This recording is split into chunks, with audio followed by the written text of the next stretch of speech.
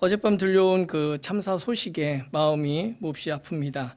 주께서 하늘의 위로를 베풀어 주시고 더 이상 희생자가 생기지 않고 모든 가능한 조치와 치료들이 잘 이루어질 수 있기를 기도합니다.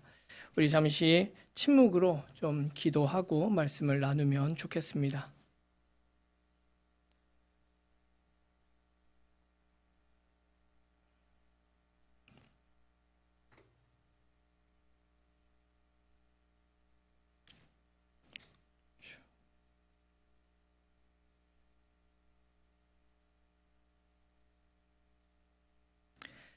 주님, 참담한 소식에 특별히 청년들의 사망과 부상 소식에 망연자실해집니다.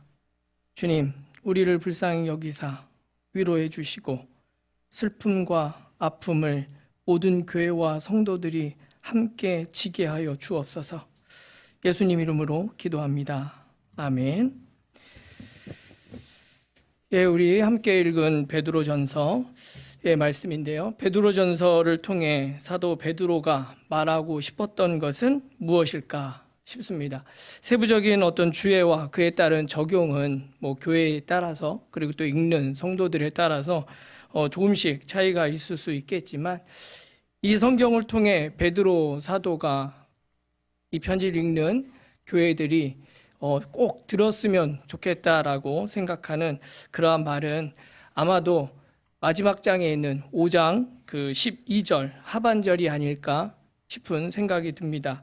제가 한번 읽어보겠습니다. 내가 신실한 형제로 여기는 실루아노의 손을 빌려서 나는 여러분에게 몇 마디 썼습니다. 이것이 하나님의 참된 은혜라는 것을 증거합니다. 여러분은 이 은혜 안에 든든히 서십시오. 그 하나님의 참된 은혜라는 것을 증거한다라는 이야기를 하죠. 참된 은혜라고 특별히 은혜 앞에 참된이라는 말을 붙인 거로 봐서는 여러 가지 은혜 가운데 이건 진짜야 라는 이야기를 하고 있지 않나라는 생각을 합니다. 기름 중에 진짜 기름은 참기름이라고 이야기하죠. 그런데 워낙 참기름이 많다 보니 순 참기름 이렇게도 이야기를 하고요. 그거로도 부족해서 100%순 참기름 이렇게도 이야기를 하는 것을 봤습니다. 또 그 앞에다가 원조라는 말도 붙이기도 하죠. 아마 사도 베드로가 이것이 하나님의 참된 은혜인 것을 증거합니다라고 이야기할 때 이 은혜 역시도 우리가 일반적으로 생각하는 은혜와는 조금 결이 다르지 않은가. 그래서 특별히 참된 은혜인 것을 증거한다. 그러면서 여러분이 다른 은혜가 아니라 이 은혜 안에 든든히 서 있으십시오라고 그렇게 이야기를 하고 있구나라는 생각이 듭니다. 베드로는 은혜 안에 흔들리지 말고 잘 서 있으라고 우리에게 이야기를 합니다. 은혜 안에 머물고 버티고 떠나지 말라고 그렇게 이야기를 하죠. 그런데 재밌는 것은 우리 모두 은혜 가운데 항상 머물고 싶어 한다는 거죠. 그 누가 은혜 가운데 떠나고 싶은 마음이 있겠습니까? 정상적인 사람이라면 떠나라고 등을 떠밀어도 못 간다라고 버틸 것이 분명합니다.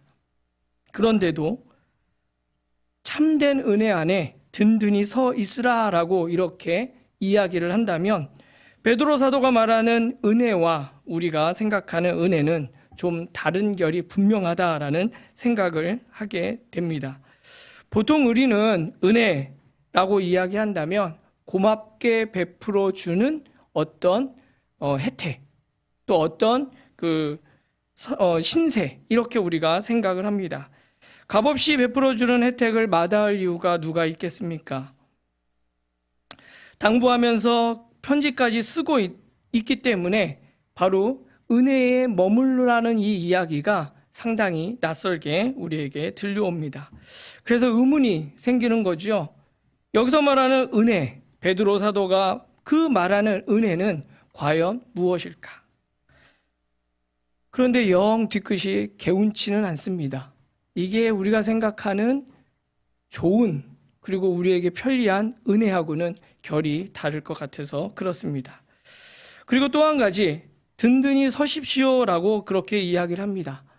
순전히 개인적인 느낌이긴 하지만 든든히 서 있으라라는 그 말에서 저는 겁나 버텨라 라는 그런 느낌을 받습니다. 소위 존버라는 말로 들리는 거지요. 그렇다면 이 말 역시 찜찜합니다. 서 있어라, 버텨라 라는 말 역시 찜찜한 거죠. 뭔가 있으니까 그렇게 이야기를 하고 있지 않나라는 생각을 합니다. 그래서 아멘 하면서 순수히 받아들이기에 마음이 편치 않습니다. 누구는 베드로전서 후서가 소망의 서신이다, 희망의 서신이다 라고 그렇게 이야기를 하는데, 얄궂은 은혜와 갑갑한 이 존버를 말한다면 희망의 서신, 소망의 서신이라고 이렇게 말하는 것이 쉽지 않겠다 싶습니다. 먼저 베드로 사도가 말하는 이 은혜가 무엇일까요? 최소한 베드로전서에서 말하는 은혜를 거칠게 요약하면 우리가 다 알고 있는 것처럼 하나님의 자녀가 되었다라는 게 은혜이지요. 다른 말로 얘기하면 이제 너희들 새 사람이 되었다라는 그러한 이야기입니다. 하나님의 자녀가 되었다는 것이 은혜라는 거고, 이제 옛사람이 아니라 새 사람이 되었다라는 것이 은혜다라고 이야기를 합니다. 하나님의 자녀가 되고 새 사람이 되었으니 완전 좋은 거 아닙니까? 가슴 뛰는 말이고 신나는 이야기입니다. 창조주 하나님, 전능하신 하나님의 그 자녀가 되었다니 얼마나 가슴 뛰는 일입니까? 거칠 것이 없는 그런 은혜이죠. 복 가운데 복입니다. 그래서 에베소서에는 이런 이야기도 해요. 하늘에 속한 온갖 신령한 복을 다 받았다라는 그런 이야기도 합니다. 그런데 우리가 마냥 기뻐하기 전에 좀 생각해 볼 것이 있다라는 거죠. 하나님의 자녀, 곧 새 사람이 되었다는 것은 이제는 하나님의 자녀가 아닐 때와는 다르게 살아야 된다라는 것을 말하고 있다라는 사실입니다. 다른 삶을 살아야 된다라는 거죠. 옛날에 살던 방식이 아니라 이제 새로운 방식으로 살아야 된다라는 그런 이야기입니다. 그렇기 때문에 은혜는 은혜인데 영 뒤끝이 개운치 않은 이유가 바로 여기에 있습니다. 심지어 우리가 보지 않았지만 베드로전서 1장 17절에 보면 이렇게 이야기합니다. 각 사람의 행위대로 심판하시는 분을 여러분이 아버지라 부르고 있으니 여러분은 나그네 삶을 사는 동안 두려운 마음으로 살아가십시오. 이렇게 대놓고 우리에게 겁을 주고 있습니다. 하여튼 우리가 받은 은혜는 이렇습니다. 이제 또 하나 찜찜한 말씀, 든든히 서십시오라는 그러한 당부입니다. 이것은 느낌이 아주 쎄하죠. 벌써 느낌이 쎄하게 다가옵니다. 주변에서 물신양면으로 도와주고 격려해도 새 사람답게 살기가 만만치 않을 텐데 뭔가 불길한 느낌이 옵니다. 온갖 어려움을 대놓고 예고하고 있는 것 같습니다. 그런데도 의지를 갖고 길을 쓰고 붙어 있어야 한다는 당부의 이야기인 것 같은 느낌이 확 옵니다. 물론 여기서 우리의 힘이 아니라 이 모든 것은 전적으로 성령 하나님께서 해주실 거야 라고 이렇게 이야기를 하면 상당히 말이 간단하죠. 마음이 편해질 수도 있습니다. 그런데 우리가 신앙생활을 하고 우리가 지금까지 살아오다 보면 여전히 이 말이 쉽지 않다는 것을 우리가 알 수 있지요. 성령님께서 우리와 함께 하시기 때문에 가능해 라고 이야기하지만 이 성령 하나님이 언제 우리와 함께 하셔서 가능해지는지 솔직히 잘 모르겠습니다. 제가 이렇게 구구절절 말했지만 베드로 사도가 편지를 통해 하고 싶었던 말은 결국 이거죠. 하나님의 자녀답게 살아가라. 새 사람으로 살아가라. 그게 쉽지 않지만 그래도 길을 쓰고 용을 써서 그렇게 살아가라. 이게 베드로 사도가 우리에게 하고 있는 이야기입니다. 이런 베드로 사도의 당부 가운데 오늘 본문을 읽었습니다. 베드로전서 내내 하나님의 자녀답게 새 사람답게를 우리에게 설명해 주고 있습니다. 마지막으로 한 번 더 이야기하는 부분이 우리가 읽은 바로 부분이지요. 그래서 3장 8절에 마지막으로 말합니다 라고 이야기하면서 시작해요. 그러고도 한참을 더 말하기는 해요. 마지막입니다 라고 얘기한다고 해서 짧게 끝난다는 얘기는 아니니까 한참을 더 이제 이야기를 합니다.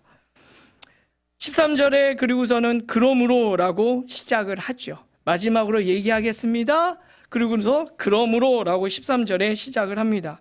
바로 우리가 읽은 말씀입니다. 13절 이하의 내용은 그렇게 어렵지 않습니다. 그냥 읽으면 무슨 말인지 알 수 있습니다. 핵심을 요약하면 이렇죠. 앞에서 얘기했었던 5장 12절의 그 말씀과 별 다르지 않습니다. 선한 일을 하십시오. 정의를 추구하십시오. 누군가 왜 그렇게 사냐고 묻거든 친절하게 건방 떨지 말고 어깨에 힘주지 말고 잘 대답하십시오. 그러다가 만약 여러분이 고난을 받는다면 쫄지 말고 오히려 좋아하십시오. 이게 13절부터 17절까지에 있는 이야기의 핵심입니다. 이 말씀을 읽고 한번 생각해 봤습니다. 말씀 가운데 혹 나에게 내가 이 말씀을 보면서 걸리는 부분이 있나? 그런 생각이 들었습니다. 그래서 또 읽고 또 한번 읽어봤습니다. 우리 13절을 한번 볼까요? 그러므로 여러분이 열심으로 선한 일을 하면 누가 여러분을 해치겠습니까? 라고 합니다. 선한 일이 무엇인지 혹 해치려는 사람이 있다면 그게 어떤 인간들인지 생각할 수 있겠습니다만 이 문장 자체로 딱히 걸리는 바는 없습니다. 좋은 일을 하겠다는데 아무리 질투가 나도 위해를 가할 사람은 많지 않겠다라는 생각을 합니다. 오늘날도 다르지는 않겠죠. 물론 방해하는 사람들이 어느 시대나 또 그리고 어느 때나 없지는 않습니다만 선한 일에 열심을 내지 않는 것이 문제이지 이 13절 자체가 그다지 우리에게 고민거리를 던져주지는 않습니다. 그래, 열심을 다해 선한 일을 하자. 열심을 다하지 못할 뿐이지. 그리고 선한 일을 한다고 하는데 누가 우리를 해치겠어? 과연 해칠 사람이 있겠어? 라고 우리가 생각합니다. 저 역시도 그렇게 생각하기 때문에 13절을 가지고 그다지 고민스러운 마음은 들지 않습니다. 14절도 마찬가지입니다. 의롭게 살아간다. 의롭게 살아간다 라고 얘기하지만 사실 그렇게 의롭게 살아가지는 못하지만 어쨌든 의를 행하려다 고난을 받을 수 있다라는 그 사실을 우리는 압니다. 의롭게 살아가서 아는 것이 아니라 의롭게 살지 못해도 우리가 그거는 안다는 거죠. 착한 일과는 다르게 옳고 그름을 말하는 순간 우리는 고난을 받을 수 있습니다. 권세를 가진 자들의 잘못된 행위를 비판하고 그들이 하고자 하는 일에 작은 마찰력으로 우리가 작용한다면 핍박이나 압박을 받을 수 있지요. 하여 힘 있는 자들에게는 어떻게 해야 될까요? 까불지 않아야 됩니다. 적당히 중도를 지켜야 하는 거죠. 잃을 게 있으면 있을수록 입 조심해야 되고 몸 조심해야 됩니다. 베드로 사도 때만 아니라 오늘도 마찬가지죠. 그래도 예나 지금이나 예수 믿는 사람들은 겁이 좀 없는 분들이 있습니다. 사실은 없어야 된다라고 생각을 합니다. 예수로 말미암아 창조주 하나님의 자녀가 되었다는 그런 신앙적 가오, 그 신앙적 가오가 예수 믿는 사람들, 교회 다니는 사람들에게 어느 정도 있어야 되지 않을까라는 생각을 하는 거죠. 해서 영화 대사처럼 내가 돈이 없지 가오가 없냐 라고 말할 수 있어야 되지 않을까라는 생각을 합니다. 제가 그렇다라는 게 아니라 생각은 그렇게 한다라는 거죠. 거기에 더하여 어느 정도 불이익이나 부당함을 내가 감수해야지 라는 그러한 마음도 어느 정도 준비가 되어 있습니다. 솔직히 이 정도도 없다면 우리가 예수 믿는다라고 그렇게 이야기할 수 있을까 싶어요. 최소한 저는 그렇게 생각을 합니다. 해서 나름 옳은 일을 하다가 어려움이 생기면 낙담이 되는데 그날 저녁에 침대에 누워서 곰곰이 생각해 보면 그래도 괜찮네 라는 생각을 하죠. 그래서 어깨에 약간 힘이 들어가기도 합니다. 물론 지금까지 겪었던 고난보다 훨씬 더한 고난을 제가 당하게 된다면 또 어떻게 입장이 바뀔지는 모르지만 아직까지는 그렇습니다. 그렇기 때문에 14절 역시 그렇게 부담스럽지는 않습니다. 이제 15절과 16절입니다. 누군가 우리에게 왜 그렇게 사냐고 묻는다면 도대체 뭘 믿고 어떤 희망을 바라보기에 그토록 열심히 선을 행하고 두려움 없이 정의를 추구하냐고 묻는다면 대답할 준비를 하라고 이야기합니다. 그런데 바로 이 구절에서 딱 걸립니다. 왜냐하면 아무도 제게 묻지 않기 때문입니다. 누군가 제게 왜 그렇게 사냐고 묻는다면 16절의 베드로 사도의 말처럼 부드럽고 친절하게 또 조심스럽게 대답하고 싶습니다. 우리 예수 믿는 사람들은 돈이 아니라 가치를 추구합니다. 막 이런 얘기를 하고 싶은 거예요. 성과가 아니라 동기와 과정을 훨씬 더 중요시합니다. 결과로 사람을 판단하지 않아요. 예수 믿는 사람은 경쟁이 아니라 더불어 사는 삶을 고민합니다. 예수 믿는 사람들은 속도가 아니라 방향을 살피고 차별이 아니라 포용을 말하지요. 예수 믿는 사람들은 상호 존중과 자발적인 책임을 지는 사람들이 예수 믿는 사람들입니다. 이렇게 대답하고 싶은데 아무도 묻지 않습니다. 세상 사람들이 보기에 이 세상과 어울리지 않고 뭔가 범접할 수 없는 신비로운 이유가 있다고 이야기하고 싶은데 아무도 묻지 않습니다. 그 이유를 말해주고 싶은데 묻지 않습니다. 세상에 섞여 살지만 다른 세상의 그 기준을 따르는 사람으로서 갖고 있는 자유로움에 관해 이야기하고 싶습니다. 그런데 도무지 묻지를 않습니다. 제게 묻는 사람이 없습니다. 혹시 여러분은 올 한 해 10월 마지막이죠? 올 한 해 혹시 그런 질문을 받으셨습니까? 나아가 우리 교회는 그런 질문을 받은 적이 있습니까? 역시 교회는 세상과 달라요. 교회 다니는 분들은 달라도 뭔가 달라요. 도대체 당신들은 무슨 믿는 구석이 있어 이 세상에서 그렇게 살아가죠? 하는 질문을 받으셨는지 궁금합니다. 교회 내에서가 아니라요, 세상으로부터 그 질문을 들었는지 궁금합니다. 그런데 들려오는 소문에 의하면 아주 오래전 호랑이가 담배를 피던 그 옛날 사람들은 교회에 물었답니다. 성도들에게 물었다고 합니다. 궁금해 견딜 수가 없어 이른 아침에 찾아오고 늦은 저녁에 찾아와서 물었다고 합니다. 당신들이 가진 희망을 우리에게도 알려주세요 라고 했다고 합니다.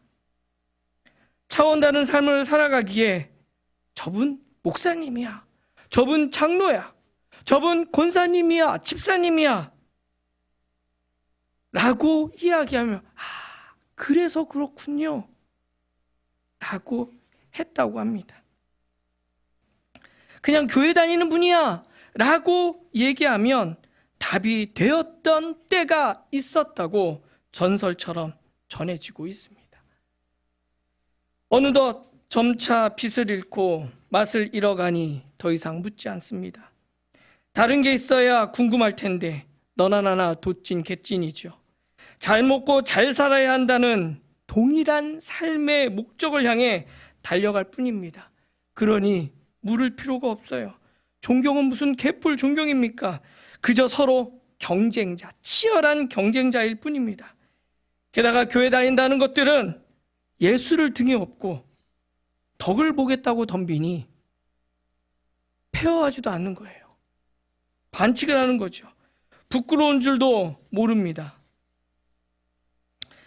그런데 요즘 다시 교회를 향해서, 교인을 향해서 당신들은 도대체 무엇을 믿습니까? 하고 묻기 시작했습니다. 그런데 희망의 이유를 묻는 것이 아닙니다. 책망의 물음이죠.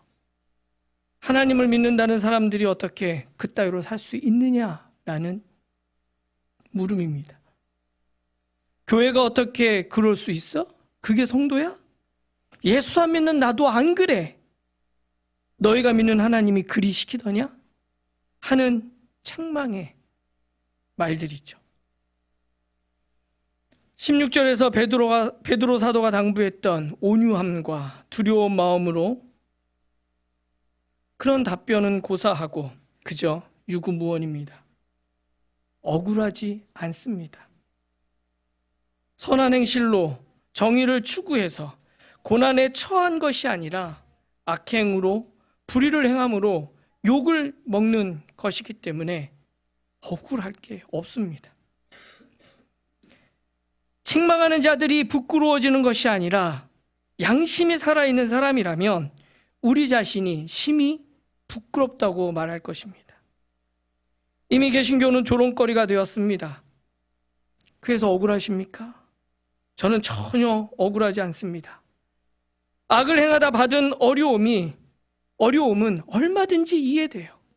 악을 행하다 받는 고난이라면 비아냥이고 조롱이고 손가락질이라면 얼마든지 이해가 되죠.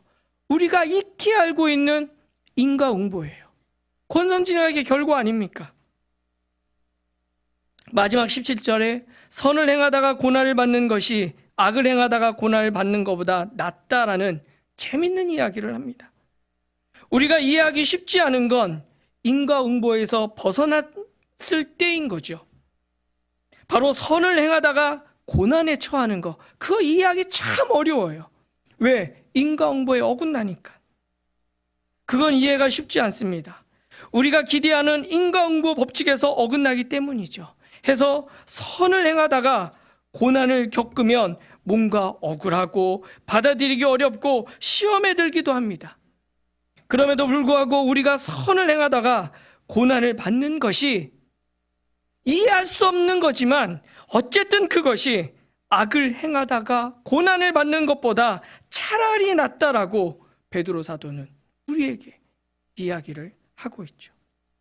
그런데 이제 고난의 이유, 어려움의 이유를 너무나 잘 압니다. 당할 고난인 거죠. 받을 손가락질인 거죠. 우리가 선을 행하고 정의를 추구함으로 이 세상이 더 좋은 세상으로 변하는 것을 기대할 수 있습니다. 하지만 더 좋은 세상을 만드는 것, 더 좋은 세상 이전에 우리가 하나님의 자녀로 새 사람으로 참된 은혜를 입었기 때문에 우리가 선하게 사는 것이죠. 고난을 받는다, 고난을 안 받는다, 고난의 유무를 떠나서 우리가 참된 은혜를 받았기에 하나님의 자녀로 부름을 받았고 새 사람으로 이제 새롭게 살 수 있게 되었기 때문에 우리가 그 참된 은혜를 입었기 때문에 우리가 새 사람답게 하나님의 자녀답게 우리가 선하게 사는 것이죠. 고난의 유무를 떠나서 말입니다. 선을 행하는 사람, 그것이 우리의 정체성입니다. 말씀을 정리합니다. 오늘 말씀 제목이 희망을 묻는다면입니다. 희망을 묻는다. 처음에 묻는다는 말을 퀘스천, 질문한다라는 to ask라고 생각을 했습니다. 그런데 가만히 보니 땅에 묻는다는, 매장한다는 베리일 수도 있겠다 싶습니다. 종교개혁 505주년 기념주일이자 니에미아 교회 협의회 주일로 우리가 연합하여 예배를 드립니다. 각 교회와 교우들의 형편이 제각기 다 다르지요. 오늘 우리는 역사 앞에서 그러나 동일한 숙제를 받았습니다. 세상이 우리를 보고 우리 안에 있는 놀라운 그 희망을 물을 것인지, 아니면 우리를 보고 어려운 세대에, 그렇지 않아도 어려운 이 시대에 신랄 같은 희망조차 땅에 묻어버릴지도 모르겠습니다. 우리가 어떤 모습으로 그들에게 답을 할 수 있을까요? 또한 궁극적으로 우리를 부르신 주께 어떤 응답으로 나아갈 수 있을까요? 부디 바라기는 한국교회가, 그리고 우리 니에미아 교회 협의회가 그 부르심에 합당한 교회고 그 부르심에 합당한 성도들이 되길 진심으로 기도합니다. 기도하겠습니다. 주님, 우리의 처지가 참으로 박복합니다. 하나님의 자녀, 새 사람이 되었다는 정체성을 잃어버리고 악을 행함으로 고난을 당하고 조롱을 받습니다. 우리 고난의 색깔이 선을 행하고 정의를 추구하고 그러므로 당하는 고난이 되게 하여 주옵소서. 하여 그렇게 살게 하시는 우리 주 예수를, 우리 창조주 하나님을 증거하며 살게 하옵소서. 예수님 이름으로 기도합니다. 아멘.